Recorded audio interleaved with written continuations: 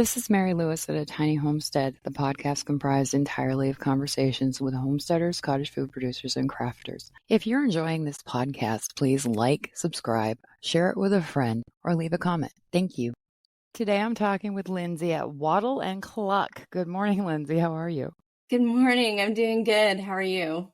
Good. Wanted to make sure I pronounced the cluck with the CL because it could have been misconstrued, and that would be really bad on my podcast. Yes, it's Waddle and Cluck, an Old English pub for birds.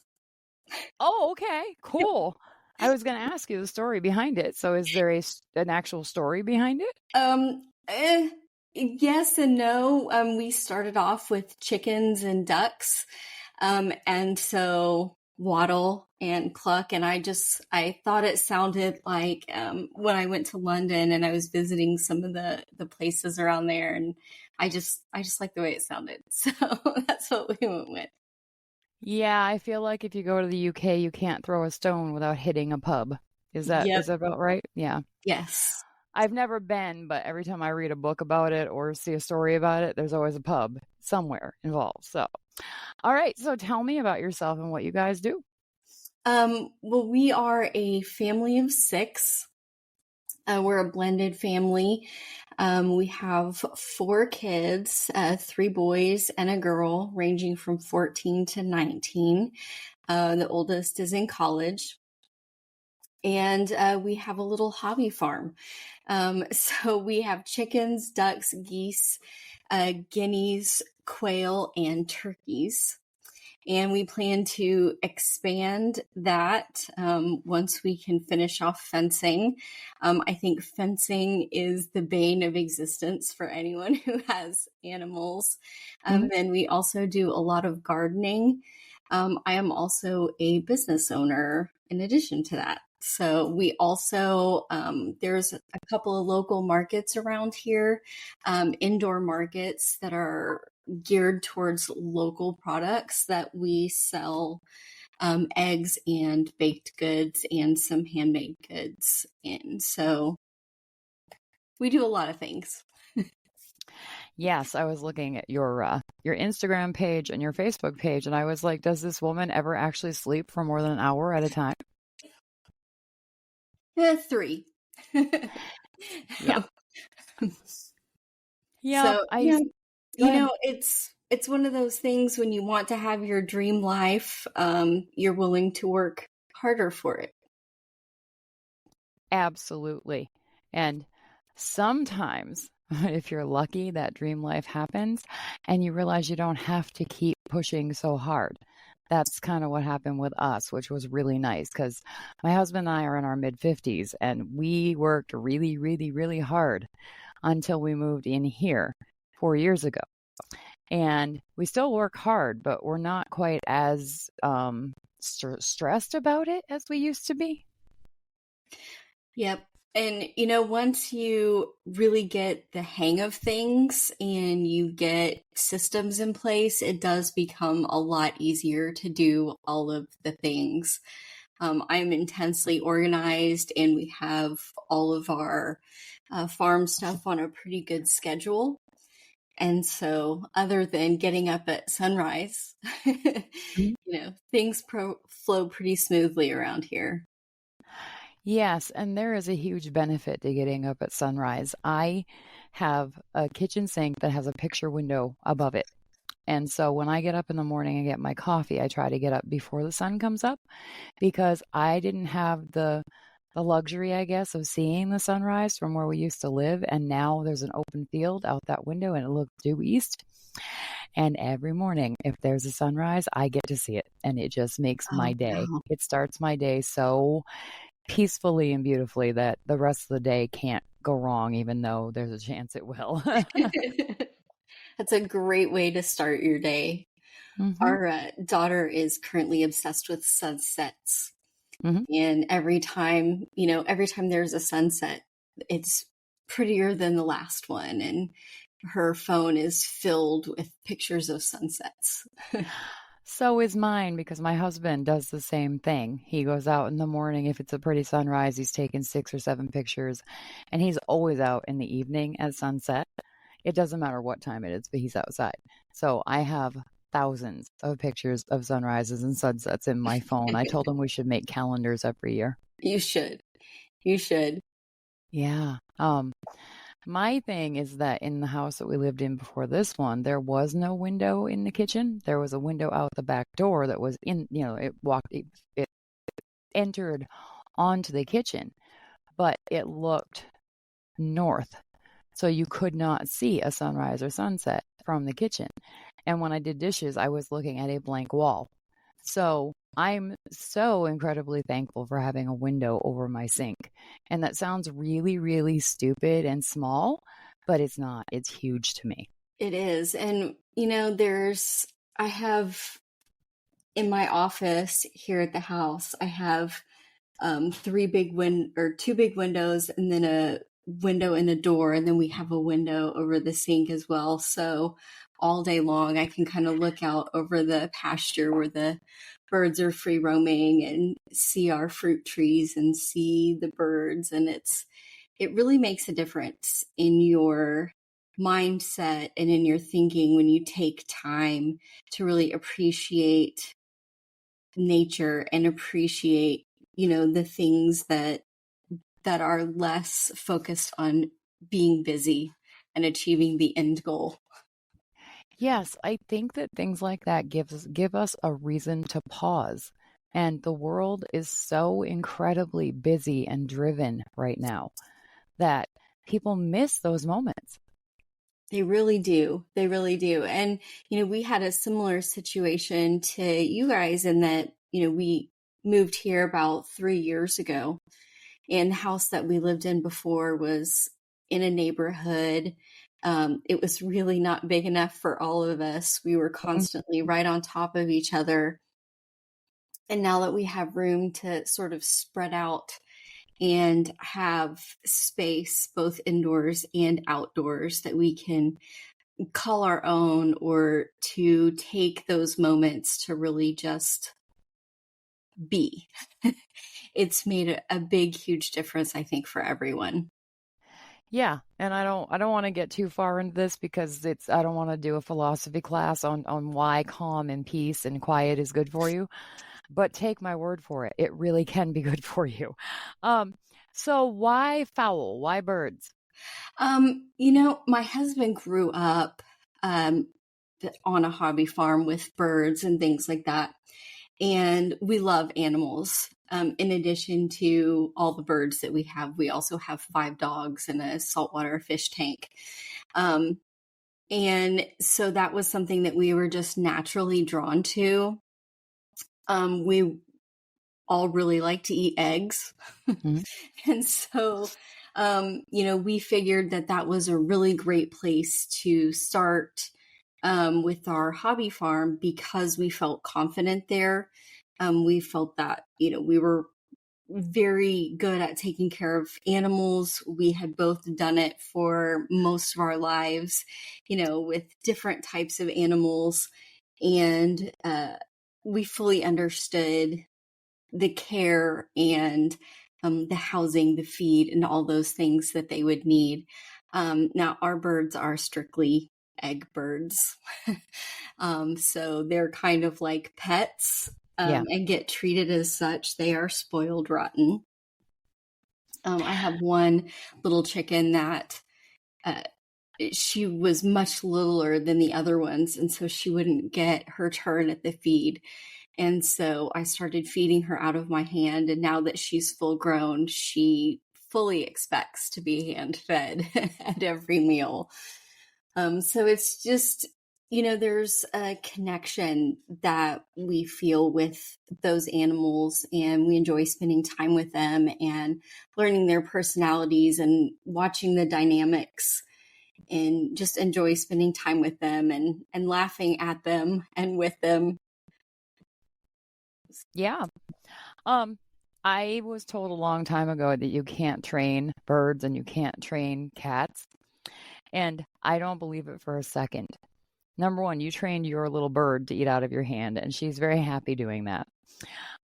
We have 2 barn kittens right now, and they like to jump up on the railing by the door to our house. And we have a porch, so we sit on a bench on the porch and look out. and there's a window. And the male kitten, who looks like a little lion, he's a long-haired yellow cat, wants to jump up on the rail, the sill of the window. But if he does, he falls because it's real slippery and it's angled. And so he's fallen like 3 times. And I finally caught him getting ready to jump the other day, and I said, no, really loudly at him. And he looked like he was going to do it. And I said, no. And he has not jumped since up onto the windowsill. So you can train a cat. It's possible.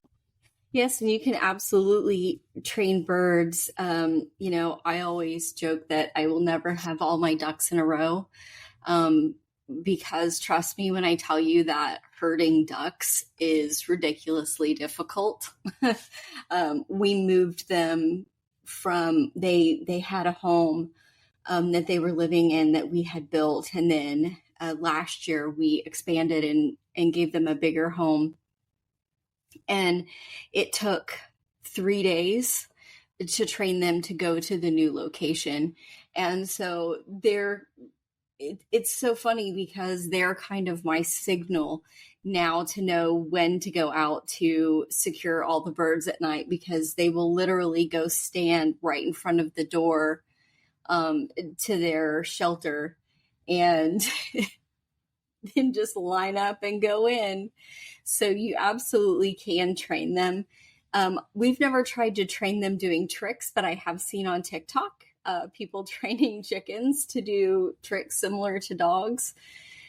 We've never tried that, but certainly, with forcing habit, they've learned, they know where they're going to be fed. They know where to go at night. They know where is safe and where is not safe on our property. Mm. And so they're a lot smarter than people give them credit for. I think animals are smarter than people sometimes. I think my dog is absolutely smarter than we are. So she knows exactly when it's time for her routine. Everything in her routine, she knows exactly when it starts. And if it doesn't happen, she gets really yippy. And she doesn't bite, but she does this arf noise. And I'm like, oh, yes, it's time for that. You're right. She has an internal clock. It's amazing. Yes. Well, and every day, we have a 3-part system. The birds get let out and fed in the morning, and then they get, fed and watered again in the afternoon, and then put up in the evening. And in the afternoon, they know the gate that I'm coming through, and they know which bucket. If I'm carrying the green bucket, they know, and they all gather at the gate at the appropriate feeding time. And they're ready. And then, you spend 10 or 15 minutes trying not to step on birds because they want to be just right there with you when you have the food bucket. Yes. And honestly, what it is that food and kindness will get you really good results almost all the time. So that's how we're training our animals, is with food and kindness. Exactly. And that's why Biddy, she will walk next to me the whole time until we get to her designated feeding spot. And then she starts jumping and hopping. And if I don't get to her quick enough, she jumps up on the bucket. Yep. It's really fun, but it's also very predictable. And what I didn't know before we had chickens is that animals, as long as you treat them well and you feed them things they like, they're incredibly predictable. And so are we as humans. So it's a very symbiotic relationship that happens there.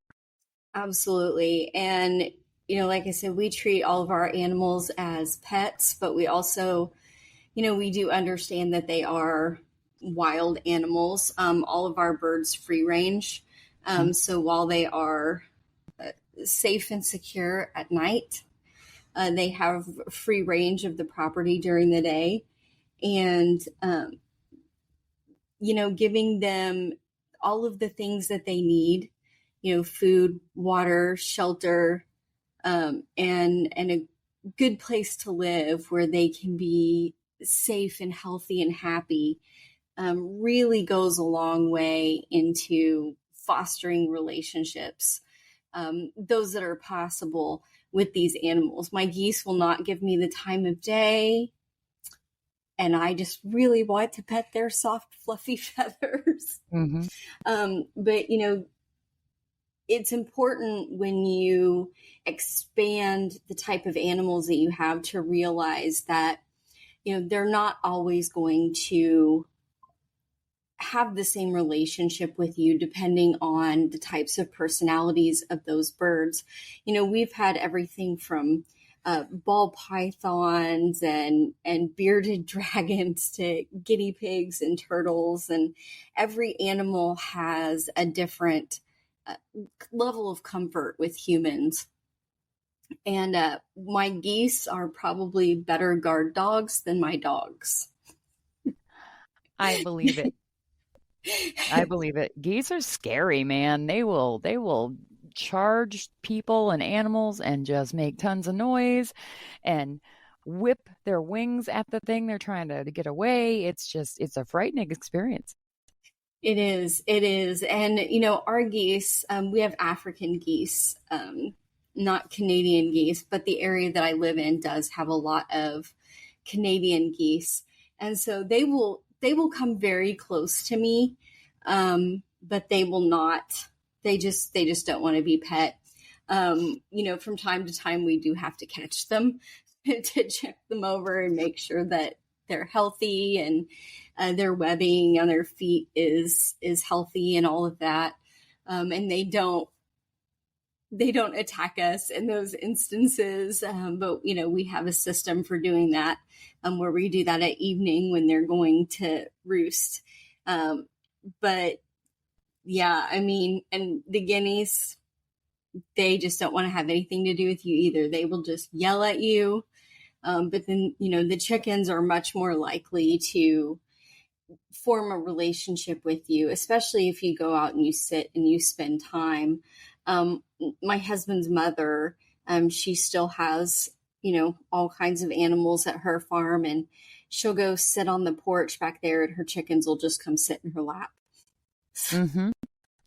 Yep, and I love that, except that I don't want a chicken to sit in my lap. I've mentioned it before on the episodes. I hate the way the quills in their fur or their feathers feel. And so if I just brush my hand across the back of a chicken, that's fine. But you're never going to catch me sliding my fingers into their feathers because it just freaks me out. I don't like it.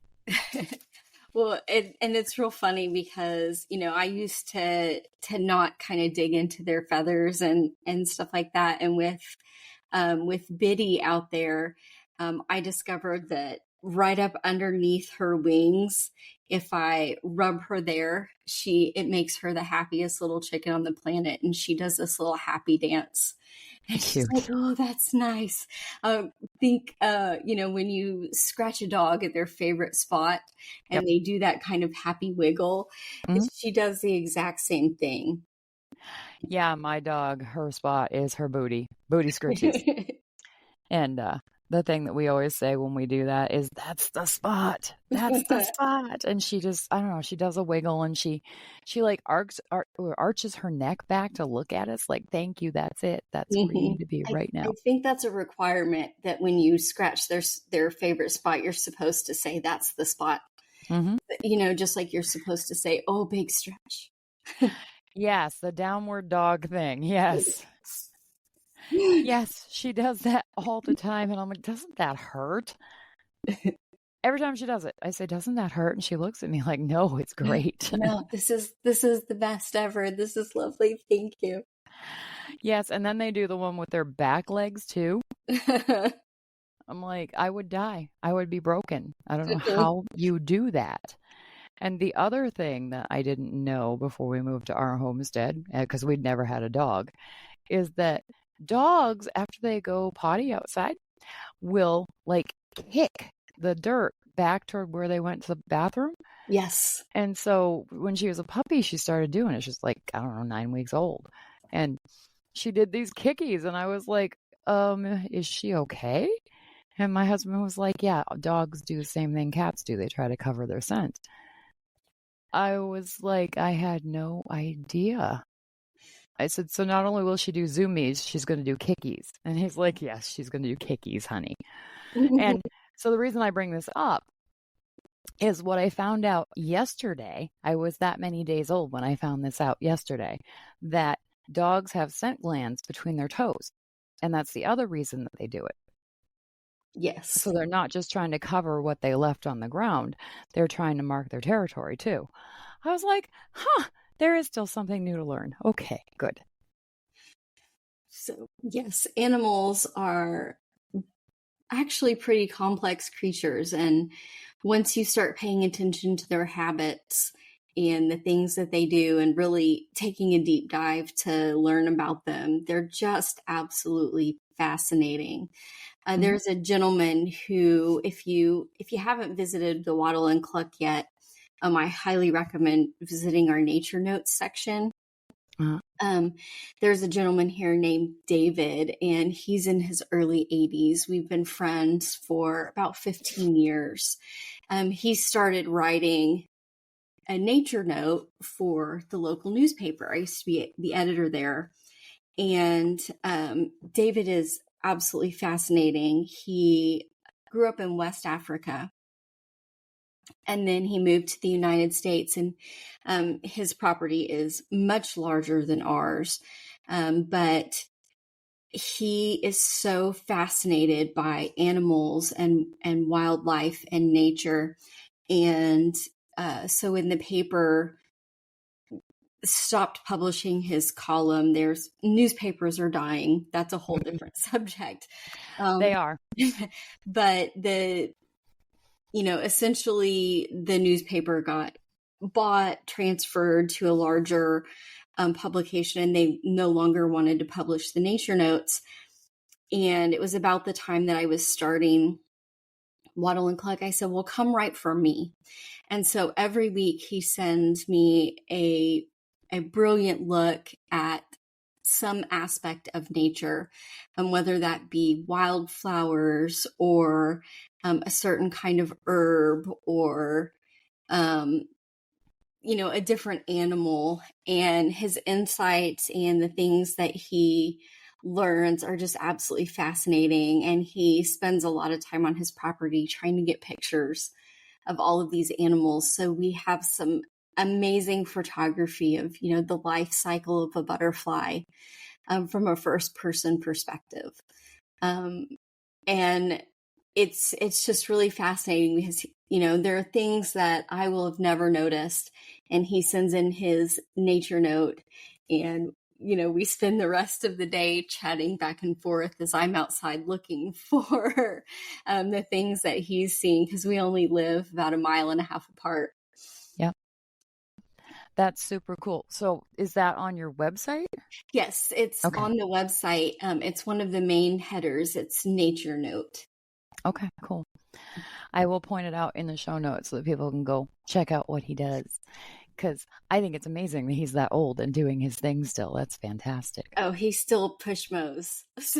He has 20 acres, and he spends, a lot of time out there working on his property. And they're not really homesteading anymore.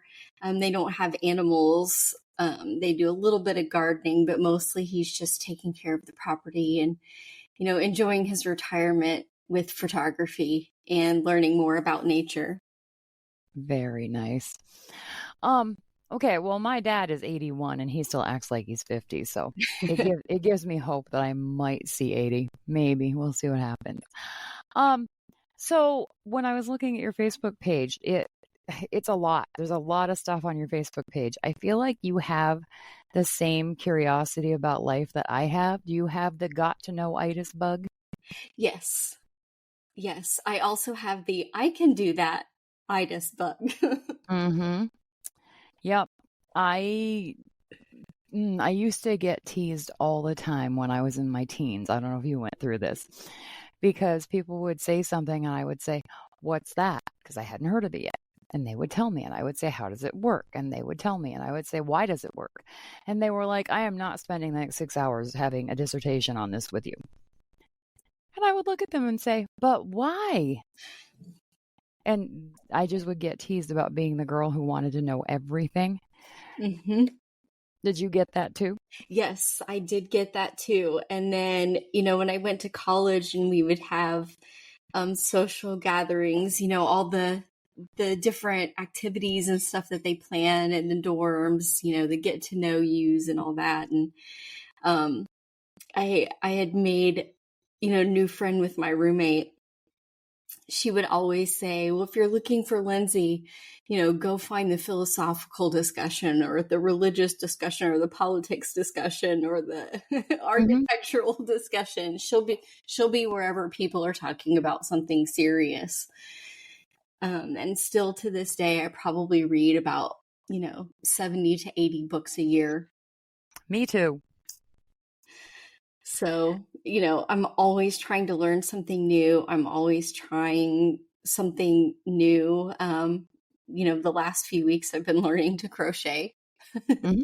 So my daughter found these turtle shell costumes on the internet, and they were not inexpensive. And I looked at it and I thought, well, I could do that. So I've been trying to learn how to do that. I do the same thing in my kitchen. I'll just pick up a spice one day and think, I can make that. Uh-huh. Or, I'll see a recipe on Instagram or TikTok and think, I can make that. So, You would not believe how many freaking things I have saved for recipes from Facebook in the, where it says save this post. yes, I have like 18 recipes I've saved in the last week that I want to try this winter because they're all desserts and wintertime is dessert time. it is. It very much is. And yeah, I'm always trying to learn something new, to develop a new skill. And especially I think in today's world where things do move so fast and things have gotten more expensive, taking Hmm. the time to break something down into its smaller pieces and then learning how to provide that on your own is amazing. There's nothing more satisfying, I think, than seeing something that you enjoy and then learning how to produce that for yourself. We love, well, not everybody in the house, but I love apple butter. Uh-huh. And I've made, so many things with apples throughout the year. And a couple weeks ago, I thought, it's fall. Apple butter sounds really good. I know how to make applesauce and I know how to make apple pies. And, I know why can't I make apple butter? So, I did some research and broke it down and figured it out. Um, Uh-huh. and it's so much, less expensive than buying it already made at the store. And you don't have to have an apple tree, in order to do that. It's cheaper to buy apples than it is to buy something that's already pre-made and pre-packaged. And, one of the benefits to that too is I know everything that went into it. So, Absolutely. Yes, sister, you're singing my song. Um, it's funny you bring up apple butter because I hate apple butter mostly because my mom made a metric butt ton of it when we were kids. I like apple jelly. Apple jelly is okay, but apple butter, I if I never see apple butter again, it'll be too soon. I understand that it's really good for you, and I'm glad that you're learning to make it, and I'm glad that you love it. I personally don't ever need to try it again. and see, that's the same way. That's the way I feel about apple juice. Hmm. And my mother always, always gave us apple juice, and now I'm not a fan. Um, Yep. but What yeah, about I mean what about that can. what about cider? Do you like cider? I like hot cider Okay, yep. sometimes when it's really cold. Okay. So it's not it's just apple juice that you're like I can't do it again. Just can't do it again. Cannot Yep. had way too much of it. But that applies for just about anything. If you like, strawberry jam, strawberry jelly, visit your local farmer's market, buy some strawberries. Or strawberries are extremely easy to grow, Oh yeah. and you can grow them. I grow my strawberries in the front yard. in what Yep. used to be a flower bed. So, they're very easy to grow, even if you don't have a lot of space. We actually, my sons and we started gardening for the first time when we were living in an apartment. And we put some pots on the balcony and grew some tomatoes and some bell peppers. Yep. So, it's not really, I think, one of the questions that people ask me all the time is, I really want to try homesteading, but I don't have a lot of space. I don't have the space to have chickens or ducks. I don't have a pond. I don't have, definitely the space for turkeys. It really doesn't matter. You can start where you are and use Hmm. the space that you have. If you don't have space for chickens, try quail. Quail are much quieter. They take up a lot less space, like 1 square foot per bird. Try gardening in pots. There are all kinds of things that you can grow in pots. There are all kinds of ways that you can start to learn to make things from scratch, even if you're buying the pieces at the store because you don't have the space to grow them. There's all sorts of ways that you can homestead with very little space and with a whole lot of space and everywhere in between. Yes, and I feel like homesteading is a lifestyle. It's not about having land and having cows and horses. Um, when we lived in our smaller house on our tenth of an acre lot, we had a small garden. We had flowers, and we grew enough food to put some away for the winter for our 4 kids and my husband and myself. And we actually had enough to give to the neighbors. So you can you can start where you are with what you have. And I've done it. I know you've done it. And the other thing is you can grow herbs in your house. If you have a table that you can put a couple pots on, and if you can buy used or buy new, if you can get it on sale, a grow light, you can grow the most beautiful fresh herbs. We've done it. And they're great. They taste just as good as if they were grown outside. So there are things you can do inside as easily as you can outside. Absolutely.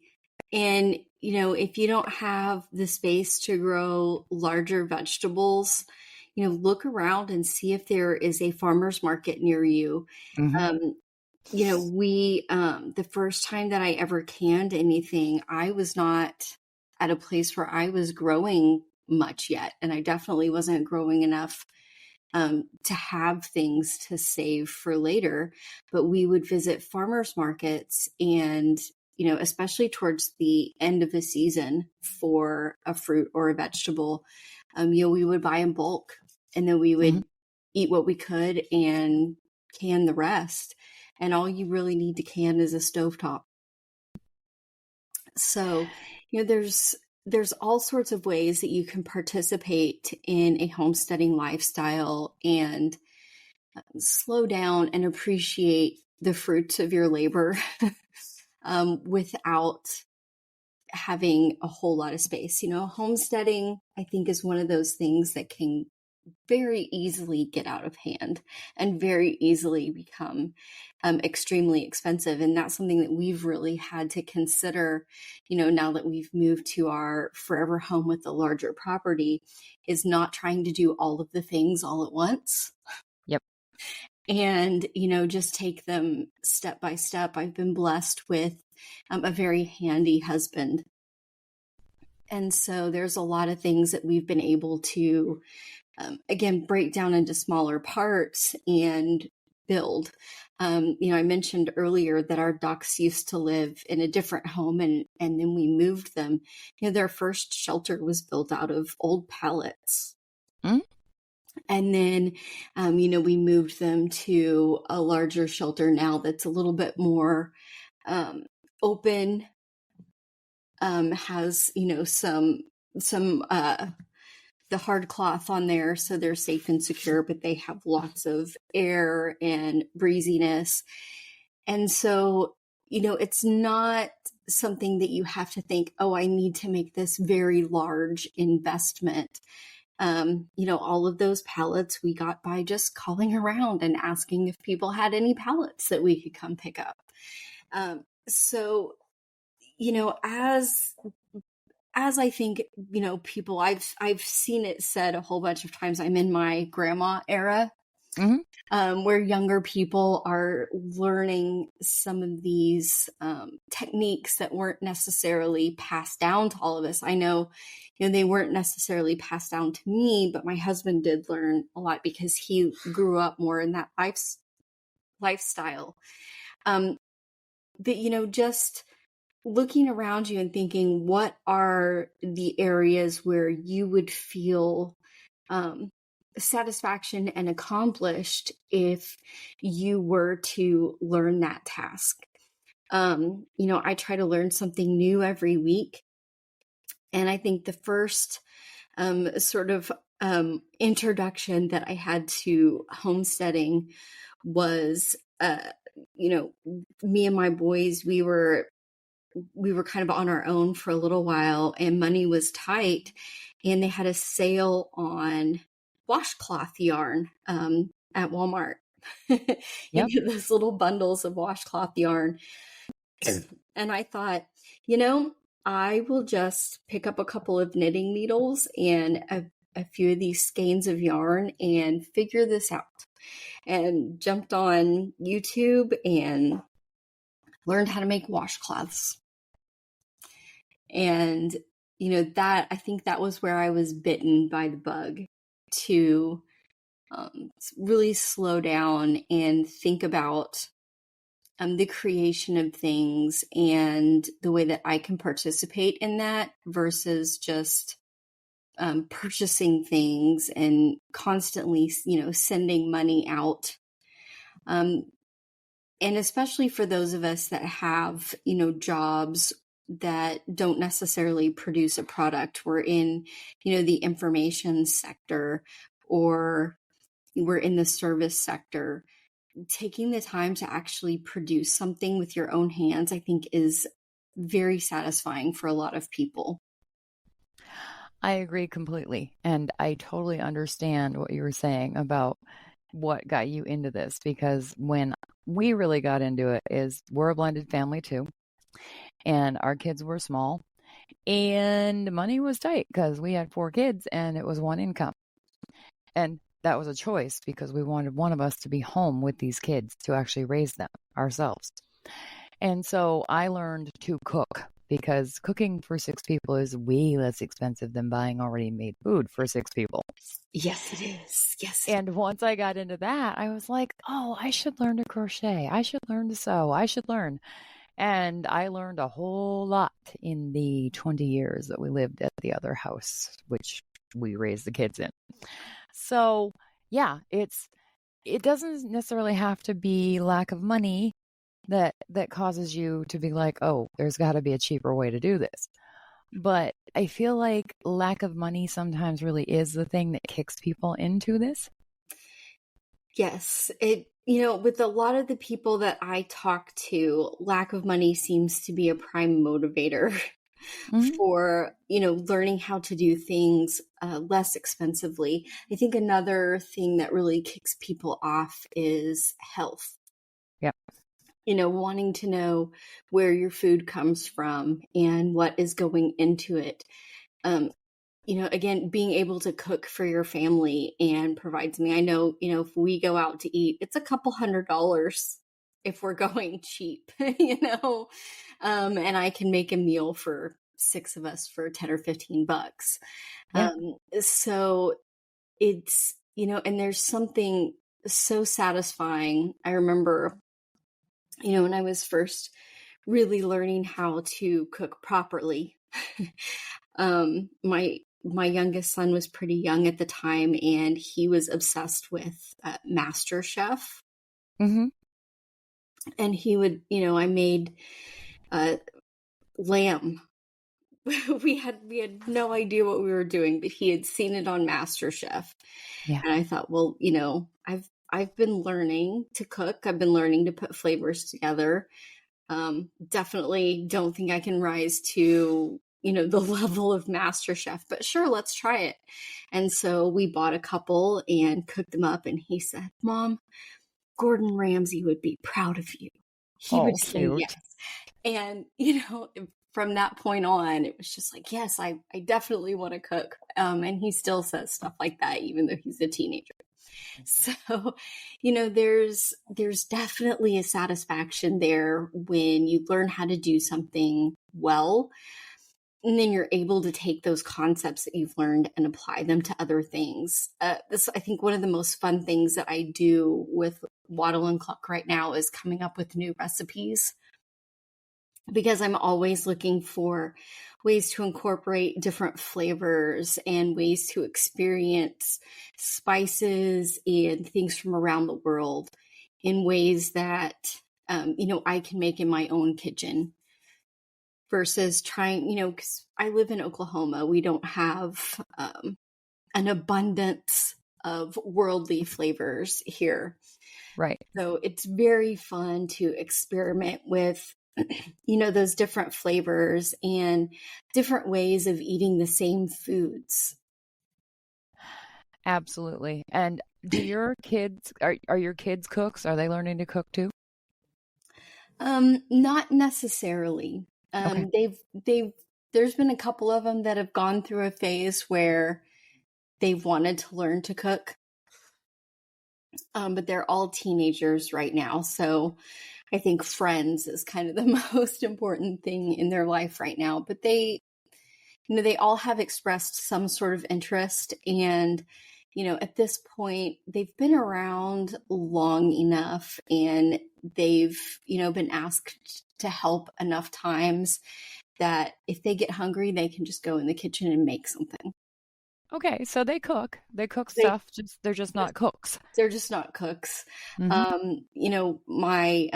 My stepson the other night, he said, saw something on TikTok that he wanted to try. So he went to Walmart and bought the ingredients and cooked it up. And, you often wonder, like, did they learn that from me? Did they learn that from seeing me do the same thing? And I hope that they did, not just from TikTok, right? Um, Yes. but he said it was successful and it was great. So sometimes I think, just even if your kids aren't interested in what you're doing, they're still noticing and they're still paying attention, and you're still teaching them skills even if they're not right there next to you participating. Oh yeah, because kids are sponges. They soak up everything they see and hear. It's a great way to teach them, and it's a really great way for them to learn swear words too. Because that happens when you screw something up and you're a grown up. You will definitely let fly a word you shouldn't have said in front of your kids. Um, the reason I asked if they cook is because one of the rules in my house as my kids were growing up is that they couldn't move out until they could cook a dinner and a dessert that they would be proud to share with their friends. And Sweet. all four of them can, and they really like cooking. So that was the rule in my house. Yeah, that's awesome. I definitely had rules like that, like at a certain point. And I think, I still talk to people and they're amazed by this. My kids do their own laundry. Yep.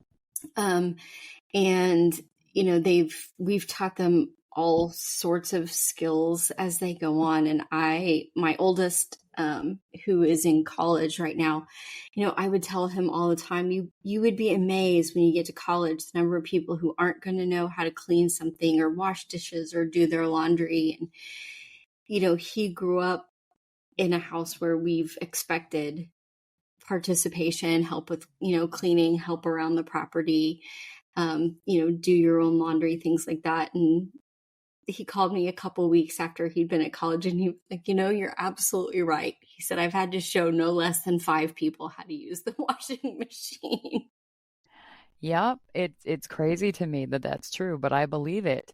Um, my stepson was actually in the Marines, and he was so frustrated that there was no place for him to go cook that He broke a couple little rules and actually cooked on base in his assigned living quarters with his coffee pot.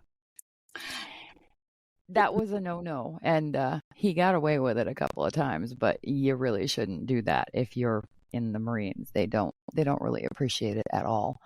And he also had a microwave, so he managed to do some things in the microwave that worked, but he was real happy to get out and be able to cook in a kitchen again because he really loves to cook. Yes. Yes. Well, and I think, dorms are evolving a little bit. At least in my son's college, they have an entire kitchen area. The dorm that he lived in last year, they had an entire kitchen area down on the first floor where pots and pans and everything were provided. And so they would go down there and they would cook things. And he said it was kind of amazing the number of people that would kind of gather around and be like, oh, what are you making? What are you cooking? How are you doing that? And he's in an apartment now. But yeah, I mean, those are important skills to teach your kids before they fly the Fly the coop, yeah. Yep. That's phenomenal. I had no idea that the colleges might be actually understanding that people would want to make food for their friends. That's great. Yeah. So I think that was really beneficial for them, especially because it's, dorm food when you go to the cafeteria and stuff is not always the best food and not always available at the Yeah. time when you need it. Yep. So yeah, teaching those skills is essential. And, like I said, I'm still teaching myself skills all the time and always learning. And, that's something that I've talked to people quite a lot about with the homesteading lifestyle is they say, well, I don't know how to do all that stuff. That's Hmm. fine. Take it one thing at a time. Just learn one skill. And for every skill that you learn, it's going to help you learn the next skill and the next skill. And, we're not always successful. Anybody who's ever planted anything knows that failure is part of the game. When you have animals, you're going to lose some. Hmm. That's just the way that nature goes. And I think in addition to learning those practical skills, you're also learning resiliency. You're learning, how to tackle failure. You're learning how to, rise above and keep trying. The first year that I planted carrots, it went just miserably wrong, and they were about 1 inch long. Hmm. They were not the best. And so you start trying to figure out, okay, what went wrong? Well, the soil didn't have the proper nutrients. Okay, how do I fix that? What do I need to do? And you just start developing more and more skills, and you start to find ways to creatively get things done. Even at our old house where we didn't have a whole lot of space, we had compost piles that we fed all year long, so that when it came time to plant, we had that rich, nutrient dense compost to add to our garden bed. So just each little skill that you learn moves you forward so that you can continue to learn other skills, combine them, apply that knowledge. And, I don't think I've ever tackled quite as much failure in life as I have as a gardener. Hmm.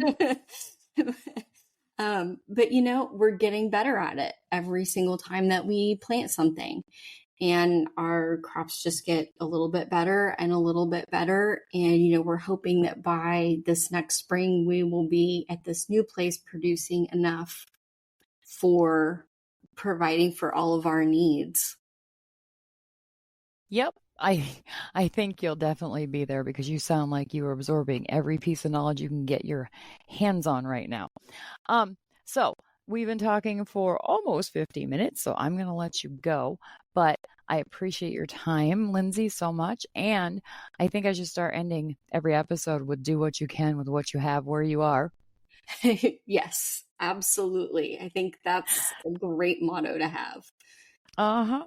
All right. Thank you again, Lindsay. Have a great day. Thank you so much for having me. Absolutely. Bye. Bye.